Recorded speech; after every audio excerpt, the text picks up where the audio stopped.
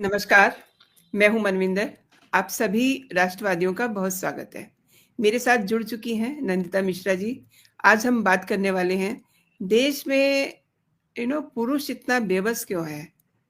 सभी पुरुष की बात नहीं कर रही हूँ, क्योंकि वो अपनी शादी के 1 साल बाद ही अगर सुसाइड करता है, तो it's really very serious matter. और नारी जो ममतामयी कही जाती है, वो इतनी क्रूर कैसे हो सकती है? तो जानते हैं नंदिता जी से। नंदिता जी, बहुत-बहुत स्वागत है आपका। नमस्कार। मनविंदर, नमस्कार मनविंदर जी, आपके सारे व्यूवर्स को मेरा जय श्री राम, प्रणाम, वंदे मातरम। मनविंदर जी, बिल्कुल आपने सही कहा है कि आखिर हमारी सोसाइटी जा कहाँ रही है।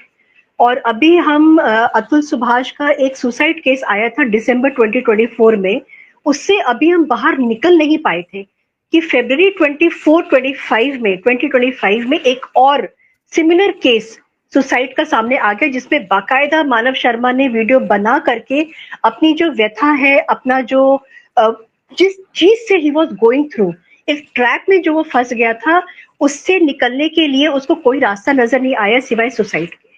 तो ये बहुत ना एक डिस्टर्बिंग और शॉकिंग इंसिडेंट था हमारे सबके लिए। और जैसे मैं और आप सोशली बहुत ज्यादा अवेयर अपने आप को रखते हैं, अपडेटेड रखते हैं, तो हमारे लिए ज्यादा शॉकिंग था, क्योंकि एक के बाद एक के बाद एक। और एक चीज मैं ये भी बोलूंगी कि लगता है जैसे कि निकिता नाम जो है ना, वो बहुत ज्यादा ट्रेंड करने लगा है, चाहे वो निकिता सिंघानिया हो और यहाँ पे अब मानव शर्मा की जो वाइफ है निकिता शर्मा, उनके बारे में हम बात करते हैं। तो मैं मतलब एक चीज जो मुझे समझ में नहीं आती है मनविंदर जी, कि हम आखिर आ कहाँ गए हैं, हम सोसाइटी में कहाँ पे खड़े हो रहे हैं, जहाँ पे कि एक बहुत बड़ा सवाल उठता है मैरिड लाइफ पे, जहाँ पे शादियां क्या होती हैं, उसके बाद में फिर रिलेशनशिप्स, चाहे वो शादी से पहले हो, शादी की रिलेशनशिप हो या शादी के बाद। मैं एक्स्ट्रा मैरिटल अफेयर को इसमें बिल्कुल भी नहीं लेके आऊंगी, मैं प्री मैरिटल अफेयर की मैं बात करूंगी, और एट द मोमेंट अगर हम जो शादियां हो जाती हैं उनकी बात करेंगे, और उसके बाद में उन सब चीजों में फंसा हुआ, एक लीगल केस में फंसा हुआ एक इंसान जो सुसाइड करने के वर्ष पे आके आ जाता है, उसके साथ में क्या होता है। मानव शर्मा की बात अगर हम करते हैं तो एक अगेन आई वुड से एक प्रेशियस लाइफ लॉस्ट, जो कि बहुत आगे बढ़ सकती थी, बहुत कुछ अपनी जिंदगी में कर सकती थी। और मानव शर्मा के बारे में मैं आपके व्यूअर्स को थोड़ा सा बताना चाहूंगी कि मानव शर्मा की शादी को अभी सिर्फ 1 साल हुआ था। 2024 30 जनवरी को उनकी शादी हुई थी, और 31 दिसंबर 2025 को उनकी शादी का 1 साल पूरा हुआ। जनवरी बीता और फरवरी में, मतलब आप ये मान के चलिए कि 13-14 महीने में उनकी लाइफ में कितना बड़ा भूचाल आया होगा कि उनको ये स्टेप लेना पड़ गया था। और उसके पीछे सिर्फ एक रीजन था, उनकी वाइफ का पास्ट। उनकी वाइफ का पास्ट जो था, उनका किसी के साथ में अफेयर था, जो कि उन्होंने वीडियो में इस चीज को बताया है। हम लोग अलग से अपनी तरफ से कोई चीज ऐड नहीं कर रहे हैं, इट इज देयर। और विद प्रूफ के साथ में उन्होंने अपनी जब सुसाइड किया था, 5-10 मिनट का उन्होंने वीडियो बनाया था before committing the suicide, before hanging himself. तो उसमें उनका अफेयर था, जिसको कि उनकी वाइफ ने बताया। उन्होंने उसको लेट गो कर दिया, जाने दिया कि चलिए कोई बात नहीं, जो हो गया वो हो गया। बट उनके पास में जनवरी 2025 में उनके इंस्टाग्राम अकाउंट पे एक डीएम आया, डायरेक्ट मैसेज आया, जिसमें उनकी वाइफ को लेकर के, उनके कैरेक्टर को लेकर के बहुत बड़ी बातें कुछ बोली गई थी।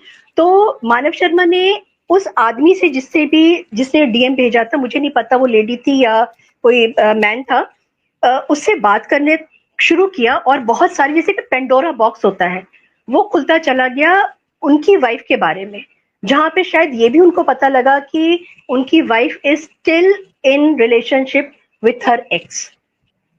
वो हो गया था। उसके बाद में उन्होंने अपनी सिस्टर के साथ में इस चीज को शेयर किया था कि मेरी वाइफ के साथ में मतलब ऐसा ऐसा है। तो उनकी सिस्टर ने समझदारी दिखाई और बोला कि ठीक है, तुम लोग आपस में बैठ के बात कर लो। और बात करने के टाइम पे एक प्रैक्टिकल, जो मुझे लगता है उनको ये लगा होगा कि चलो हम लोग एक समझौता कर लेते हैं ऑन पेपर्स। उस समझौते में मुझे एक चीज बहुत स्ट्राइकिंग लगी थी मनविंदर जी, मैं उसके ऊपर भी आऊंगी आपके से बात करते हुए। सबसे पहला था ये कि पुरानी बातों को हम दोनों भूल जाएंगे। जो समझौता इनका हुआ था उससे पहले, जब ये डीएम उनके पास में आया था, जब उनको अफेयर के बारे में पता चला था, तो हम पुरानी बातों को भूल जाएंगे, हम किसी भी पुरानी बात को सामने नहीं लेकर के आएंगे। जो हो गया, लेट बायगॉन्स बी बायगॉन्स करके उन्होंने अपनी लाइफ को दोबारा शुरू करने का सोच लिया था। निकिता का यहाँ पे जब ये समझौता हुआ था तो पॉइंट 1 पे निकिता ने ये बोला था कि मैं आपको खोना नहीं चाहती हूँ, इसीलिए मैं किसी से बात नहीं करूंगी, मैं अपने किसी भी फ्रेंड से मैं बात नहीं करूंगी, मैं कोई रिलेशनशिप नहीं रखूंगी। इनफैक्ट अगर मेरे को अपने मायके भी जाना होगा तो मैं आपके बिना नहीं जाऊंगी। ये उनका समझौता नंबर 1 था। समझौता नंबर 2 था मनविंदर जी, जिसने मेरे को थोड़ा सा डिस्टर्ब किया था डाउरी केस को लेकर के, क्योंकि बहुत मुझे लगता है कि मानव के दिमाग में कहीं ना कहीं अतुल सुभाष की बात जरूर रही होगी, क्योंकि 1 महीने पहले अतुल सुभाष ने स्टेप लिया था और जनवरी में शादी होती है मानव शर्मा की। डाउरी केस को लेकर के भी एक समझौता हुआ था कि आप मेरी को और मेरी फैमिली को डाउरी केस में नहीं फंसाएंगी, चाहे कुछ भी हो जाएगा, चाहे हम साथ रहें या हम लोग साथ नहीं रहें, लेकिन हम इस चीज को लेकर के आप ना मेरे को फंसाएंगी ना मेरी फैमिली को फंसाएंगी।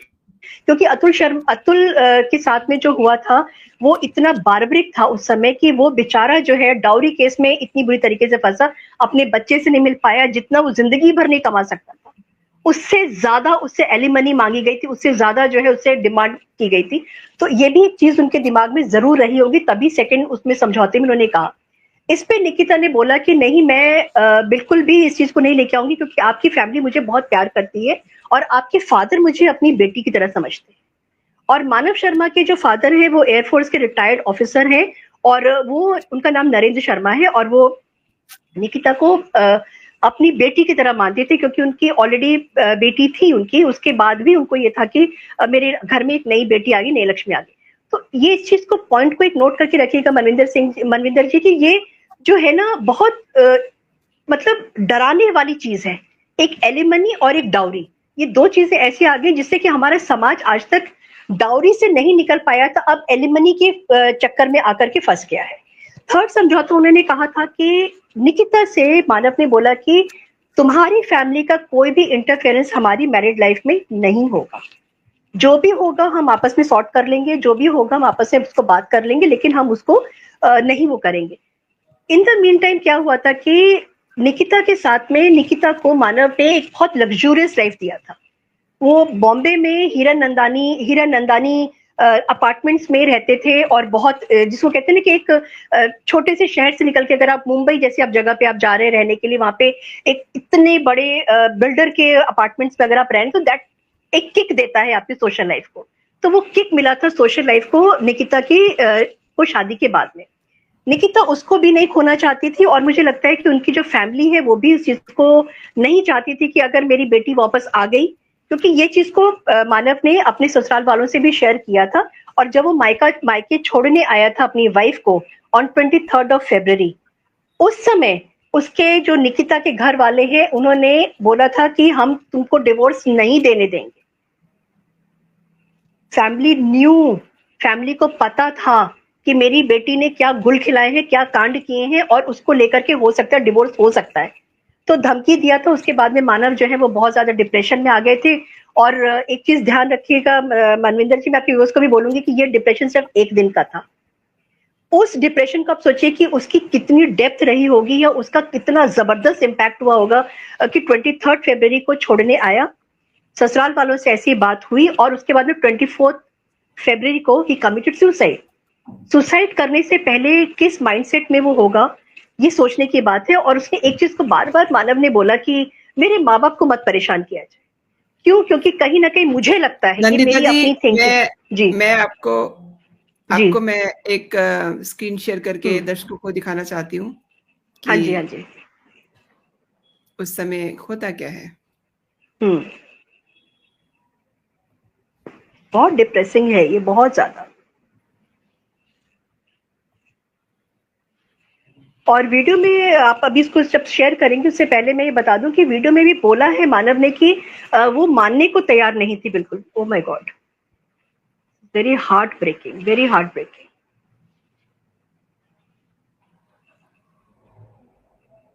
चेहरे से समझ में आता है कि क्या वो बंदा he must be going through, क्या चीजें दिमाग में चल रही होंगी। वो पेन, वो दर्द जो है वो सामने दिखता है।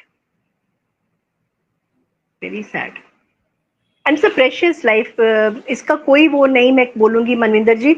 It's a precious life which has lost because of tantrums or because of greed or because of lies of one woman. और उसके बाद में 2 वीडियोस आए हैं निकिता की. मैं उनके बारे में भी आपसे बात करना चाहूंगी जो कि बहुत जी ज्यादा कॉन्ट्रडिक्टरी वीडियोस हैं. एक वीडियो में निकिता ने ये बोला कि मैंने अपने हस्बैंड को सब चीजें बता दिया है और उनको कोई प्रॉब्लम नहीं है और उन्होंने मेरे को माफ कर दिया है और हम लोग सारी पुरानी बातें भूल करके हम लोग हाँ जी. Guys, masturbate. Masturbate. Masturbation is still good. But don't you ever,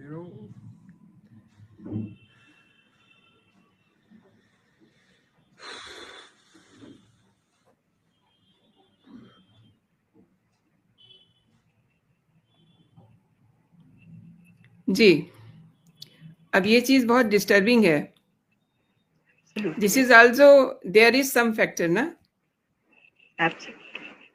मतलब अगर कोई बंदा ये कह रहा है कि आप शादी मत करो instead of getting married you masturbate and satisfy yourself, तो ये कितनी बड़ी. आप ये सोचिए कि मैरिड लाइफ क्या होती है मनविंदर जी. शादी के बाद में हमारी सोसाइटी में ओपन सेक्स हमारे यहाँ पे नहीं है. ओपन सेक्स वेस्टर्न कंट्रीज में है. हमारे यहाँ पे शादी इतना पायस मानी जाती है और फिजिकल रिलेशनशिप बनाना इतना पायस माना जाता है जो शादी के बाद ही एक्सेप्टेबल होता है. और हम लोग का एक सिस्टम हमारा साइक ऐसा बना हुआ है. और वहां पे अगर आकर के बंदा ये कह रहा है कि शादी मत करना, मास्टरबेट करना, तो वो मतलब आप ये सोचिए कि बेडरूम में भी प्रॉब्लम हो सकती है. उसके ऊपर हम नहीं जाएंगे. लेकिन ये एक बहुत बड़ी बात मानव ने बोल दिया है कि भाई लड़कियां जो है आजकल की उनसे बच के रहना. एक तरीके से मास्टरबेट कर लेना वो ज्यादा बेटर है अपने फिजिकल नीड्स को सेटिस्फाई करने के. और मैं जैसे अभी आपको कह रही थी कि निकिता के 2 वीडियोस आए हैं साइमल्टेनियसली और दोनों में बहुत कॉन्ट्रडिक्शन है. एक में निकिता का ये कहना है कि मेरे हस्बैंड बहुत अच्छा था, मुझको बहुत प्यार करता था, सारी बातें भूलकर हम लोग आगे चले गए थे. देयर वाज नथिंग जो हमारे पास को कुरेद रहा था. सेकंड वीडियो जो आता है वहां पे शी इज सेइंग कि वो मेरे साथ मारपीट करते थे, ड्रिंक करते थे और सुसाइड करने की 2-3 बार कोशिश किया था. मैंने अपनी सिस्टर इन लॉ को भी बताया तो सिस्टर इन लॉ ने बोला था कि बी कूल, छोड़ दो, रहने दो, कोई फर्क नहीं पड़ेगा, तुम सो जाओ आराम से. ये चीजें नहीं समझ में आती हैं मेरे को कि एक तरफ तो आपने एक वीडियो बना करके आपने ये बोला कि मेरा हस्बैंड बहुत अच्छा था, वी हैव सब कुछ छोड़ दिया था. सेकेंडली फिर आप ये कहते हैं कि वो मुझको मारता था, वो दारू पीता था. अभी क्या हुआ? जी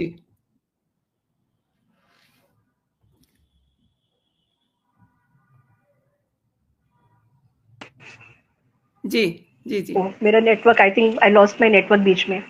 तो मनविंदर जी मतलब मैं ये कहना चाह रही थी कि हमारी सोसाइटी किस तरफ जा रही है. हमारा लीगल एस्पेक्ट जो है वो साथ क्यों नहीं देता है. और मर्द जो है मुझे लगता है कि दिस इज हाई टाइम. अब इस समय ना मर्दों के लिए भी कुछ ना कुछ एक लॉ ड्राफ्ट करने का टाइम आ गया है. क्योंकि ऐसे नंदिता जी जो मानव की वाइफ ने स्टेटमेंट ऑनलाइन दिया है उसको भी जरा देख लेते हैं. हाँ जी बिल्कुल. सुसाइड किया और वो मुझे मेरे घर पे छोड़ के गए थे जिस दिन उन्होंने सुसाइड किया था. और मैंने वीडियो देखा है उनका. उन्होंने आरोप लगाया कि मैं अपनी वाइफ की वजह से ये सब कर रहा हूँ. लेकिन मेरा वो पास्ट था, जो भी सारी चीजें थी वो शादी से पहले की थी. शादी के बाद की कोई भी बात नहीं थी. और ये वाली बात सुन के वो ड्रिंक भी बहुत करते थे. ये वाली बात सुन के उन्होंने हल्ला मचाना स्टार्ट किया, अपने आप को हार्म किया. 2 बार 3 बार फांसी लगाने का ट्राई किया. मैंने 3 बार बचाया उनको, फांसी का फंदा काटा है उनका. बचा के मैं उनको आगरा लेके आई हूँ और वो मेरे को खुशी खुशी घर पे छोड़ के गए हैं. और उसी रात में उन्होंने वो सब कर लिया. मुझे भी मारते थे, मुझे भी गुस्से में ड्रंक करके धक्का मुक्की, हाथ काटना, सारी हरकतें करते थे उस टाइम पे वो ड्रंक करने पे. तो ये सारी बातें गलत है कि लड़की की नहीं सुनी जाती है. एक बार आप मेरी भी तो सुनो. आपने वहां पे सारी बातें सुन ली हैं, एक बार मेरी भी तो सुनो मैं क्या बोलना चाह रही हूँ.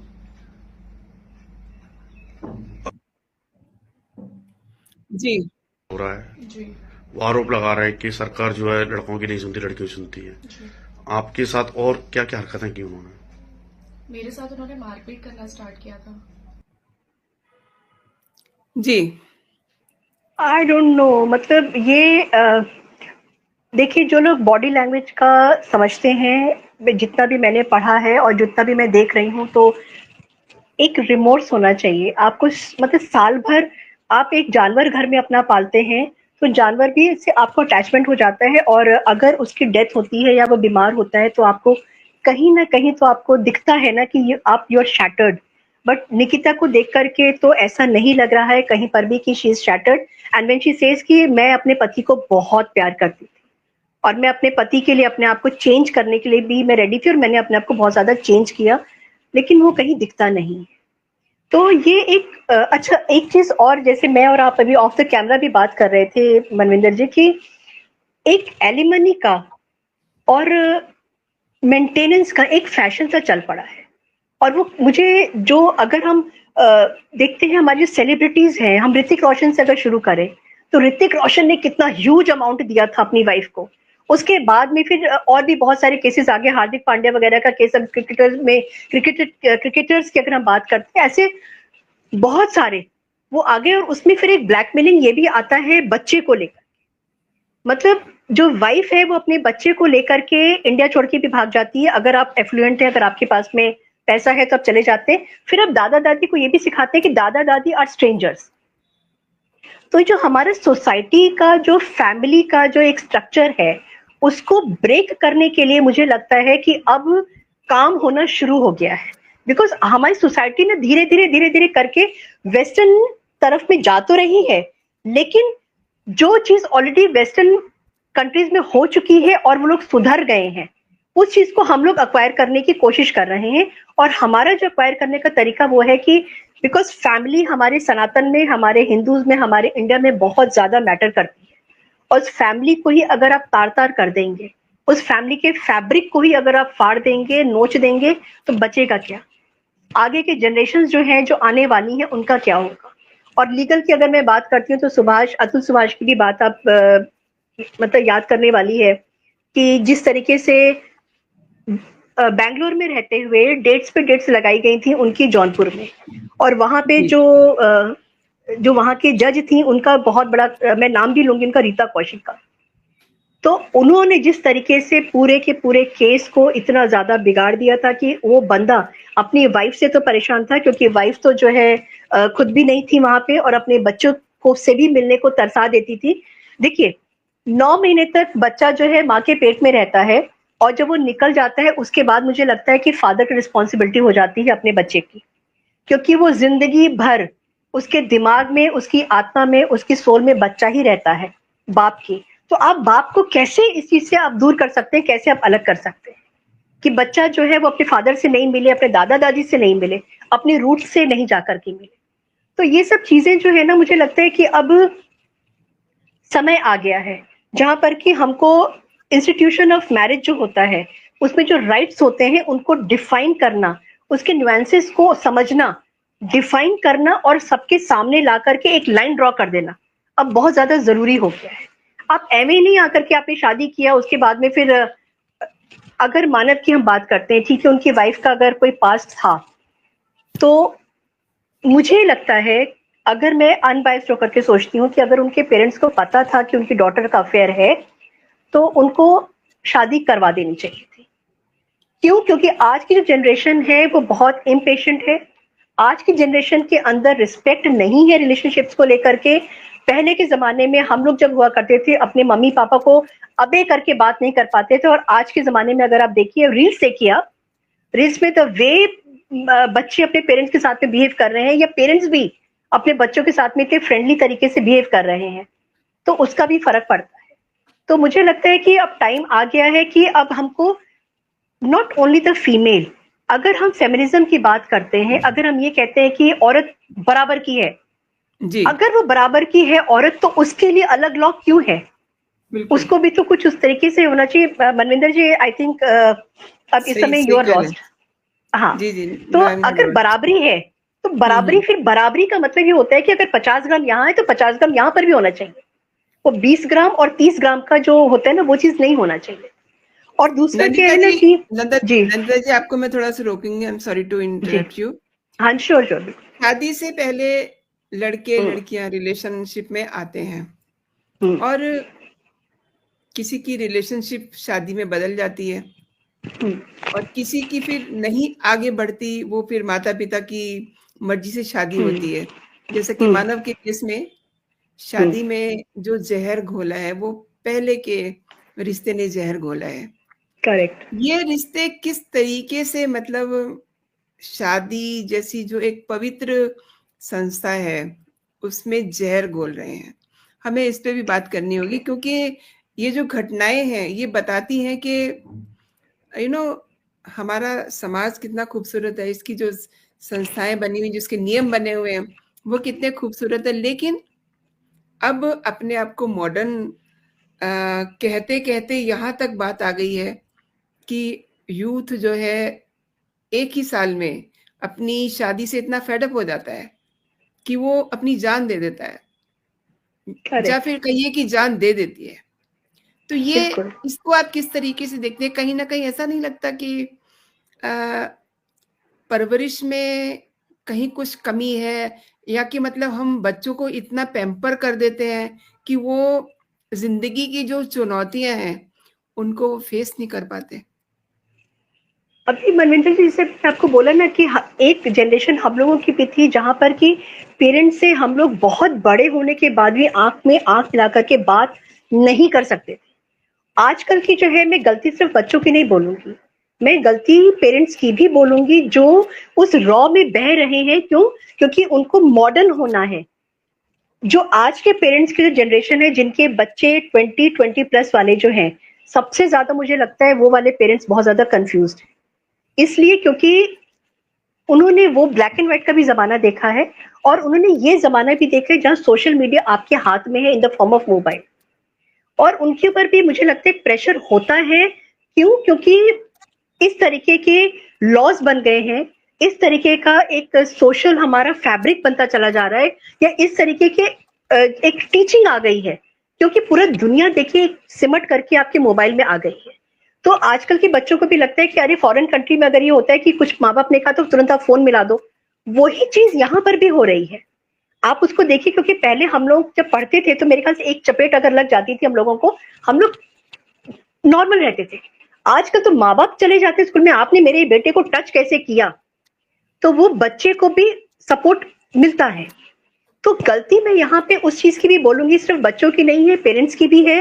और पेरेंट्स को भी समझना पड़ेगा। और उससे सबसे ज्यादा मुझे लगता है मनविंदर जी की लॉ को, कानून को अपने अब कड़ा हाथ उठाना ही पड़ेगा। नहीं तो इस तरीके के सुसाइड केसेस बंद नहीं होंगे, और शादी के नाम पे, डिवोर्स के नाम पे एलिमनी मेंटेनेंस बंद नहीं होगा। और बहुत सारे जजेस जो बैठे हुए हैं, जो एक लूप होल है हमारे लीगल सिस्टम में, तारीख पे तारीख, तारीख पे तारीख, वो तारीख जो है, चाहे वो बंदा बैंगलोर में रहता हो और आप उसको जौनपुर में आप बुला रहे हैं, क्या करेगा बंदा वो? और मानव शर्मा ने एक कदम आगे बढ़ करके, मुझे लगता है कि जब उन्होंने सुसाइड कमिट किया होगा तो उनके दिमाग में अतुल सुभाष का केस जरूर रहा होगा, क्योंकि जिस तरीके से हैरिस किया गया है अतुल सुभाष की फैमिली को, निकिता सिंघानिया की फैमिली के द्वारा, तभी उन्होंने कई बार इस बात को रिपीट करा कि मेरे माँ बाप को कुछ मत कहिएगा, मेरे माँ बाप को परेशान मत करिएगा, बिकॉज उनके दिमाग में चीज रही होगी। और मानव के फादर ने भी शायद मेरे ख्याल से केस कर दिया है निकिता की फैमिली के ऊपर, और निकिता की जो दो बहनें हैं उन सबके ऊपर उन्होंने शायद कुछ केस वगैरह भी कर दिया है। और उनके जो लॉ वो हैं, कोई भोसले सर है कोई, he is looking up to the matter, वो देख रहे हैं इस चीज को। तो ये जो है, मुझे लगता है कि अब टाइम आ गया है, अब और ज्यादा इस तरीके की सुसाइड्स नहीं होनी चाहिए, क्योंकि अल्टीमेटली शादी एक बहुत पवित्र बंधन है। और रहते आप इंडिया में हो, आप इस चीज को समझो, you are not staying in some foreign country. ये चीज समझना बहुत ज्यादा जरूरी है। अगर आपको ये करना है तो आप यहाँ से चले जाओ और वेस्टर्न कल्चर को आप अपना लो। मेरा सीधा से ये बात कहें, when you are in India it has to be Bharat. आपने बिल्कुल सही कहा कि ये जो एलुमनी है ये भी एक बड़ा फैक्टर है, क्योंकि मैंने भी कई बार देखा है, रिपोर्टिंग के दौरान भी कई बार ये जो काउंसलिंग होती थी उसमें भी मैं जाती थी, तो देखते हैं कि ऑफ कैमरा जैसे हम बात कर रहे थे, जी। ज़्यादातर जो महिलाएं होती हैं वो ये कहती हैं कि बस हमें उसके साथ नहीं जाना। समझाया तो ये जाता है कि आपकी शादी ना टूटे, आप अपने पति के साथ जाइए, लेकिन वो कहती थी कि नहीं मुझे जाना नहीं, बस मुझे जो है मेरा एलुमनी दिलवा दीजिए, बिल्कुल। है ना? एक तो गंदगी अब फैल गई है सोसाइटी में। कोई दे सकता है, कोई नहीं दे सकता। अब आप देखिए जो इससे पहले जो बेंगलोर वाला केस था, उसमें तो हम्म। वो काफी पैसे दे चुका था, हम्म। है ना? तो ये बिल्कुल। हर कोई नहीं कर सकता। और ये आगरा वाले केस में देखें, अमन शर्मा के केस में, तो यहाँ तो कहानी हाँ। कुछ और ही है। या तो मतलब मैंने पूरा वीडियो देखा, पूरा वीडियो दर्शकों को मतलब यूट्यूब पे दिखाना सही नहीं है, क्योंकि वो उस समय अपनी जान दे रहा है, और उससे जो दिखता है वो मतलब अंदर से सुसाइड का एक पल होता है। वो पल अगर आपका किसी ने रोक दिया तो फिर आप वो काम नहीं करेंगे। वो एक पल का बिल्कुल। खेल होता है, लेकिन उसने एक वो जो पल था उसको पूरा दिखा दिया कि मैं आपके व्यूवर्स को इस पे आपने जो अभी एक पल की बात की है मनविंदर जी, मैं आपको एक पर्सनल अपना केस में बताना चाहूंगी।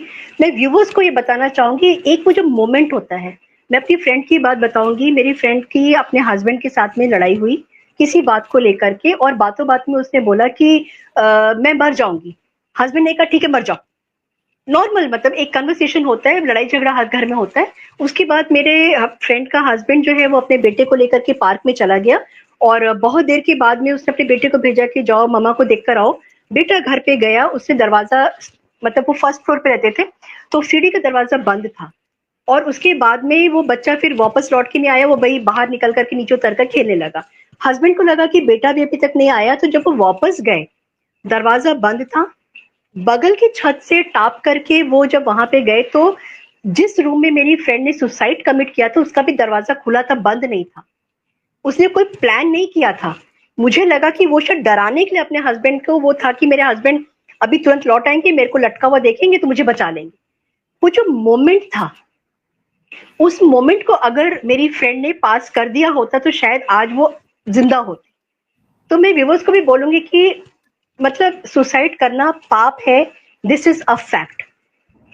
उस मोमेंट को, अगर आप कभी सुसाइडल होते हैं तो उस मोमेंट को रुक जाइए। कोई भी प्रॉब्लम इतनी बड़ी नहीं होती है कि आपको अपनी जान देनी पड़े। तो मतलब एक मोमेंट निकलना लेकिन बस की बात होती सही है। कह रहे हैं आप, सही कह रहे हैं नंदिता जी। एक चीज और है, कानून महिलाओं के हक में बने और हम महिलाओं ने ही उसके लिए आवाज उठाई।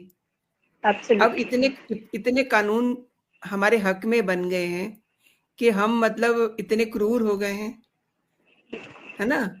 तो इसपे आपको लगता है कि कुछ जो कानून बनाने वाले लोग हैं उनको भी देखना चाहिए कि ये कानून ही शादीशुदा जिंदगियों में जहर घोल रहे हैं?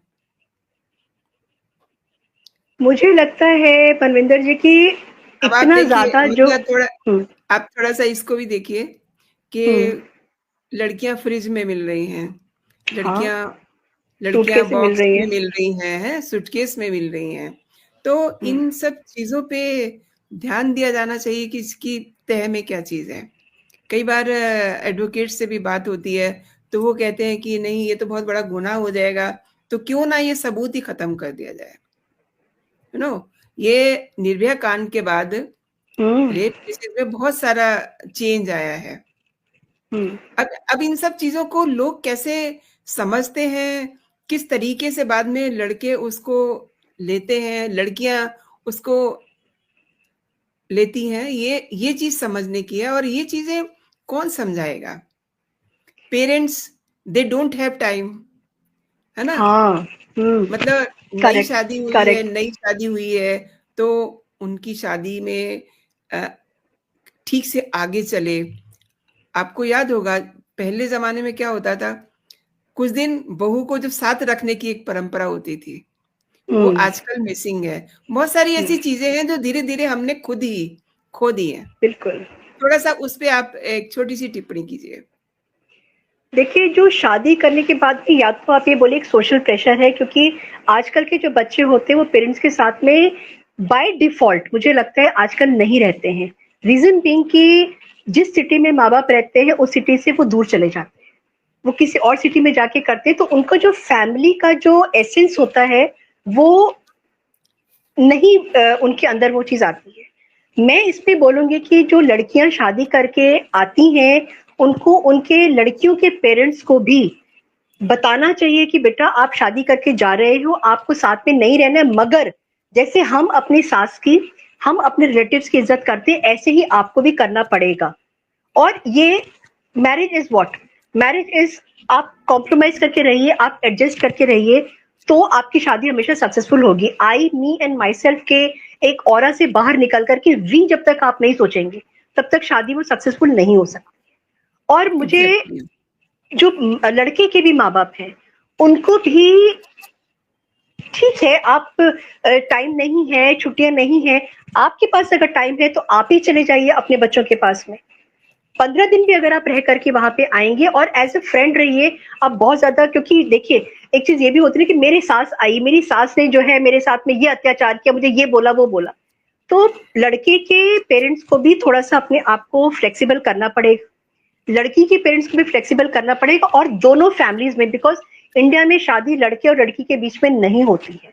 It is a relationship between two families, और वो फैमिली, हाँ, टू फैमिलीज जो जनरेशन टू जनरेशन एक साथ मिल जाते हैं, तो उन दोनों फैमिलीज को भी साथ मिलते रहना चाहिए। मुझे लगता है ये नहीं होना चाहिए कि अरे हम लड़के वाले हैं तो हम लड़की वालों के पेरेंट्स हम क्यों मिलेंगे, तो जी कुछ एडजस्टमेंट्स हम लोग को ना करने पड़ेंगे। और लीगली जहां तक की बात है मनविंदर जी, मुझे लगता है कि इतने सारे केसेस जो लगातार होने लगे हैं अब, तो उसको देखे गवर्नमेंट भी अब कहीं ना कहीं, रिस्पॉन्सिबल गवर्नमेंट है हमारे पास इस समय, जो बहुत सारी चीजों के ऊपर पैनी निगाह रखती है, तो उधर भी कुछ ना कुछ होगा।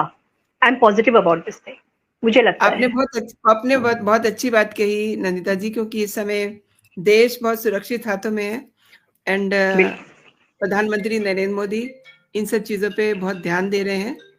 आपने मेरे दर्शकों को इस विषय पे काफी विस्तार से जानकारी दी, और जो लोग इस वीडियो को देख रहे हैं उनका मैं बहुत बहुत धन्यवाद करती हूँ। और अभी तक अगर आपने मेरा चैनल सब्सक्राइब नहीं किया है तो चैनल को सब्सक्राइब कर लीजिए। कंटेंट चर्चा अगर आपको पसंद आई है तो लाइक जरूर कीजिए, और दैट्स इट। जय हिंद, जय भारत। नमस्कार, जय हिंद, जय भारत।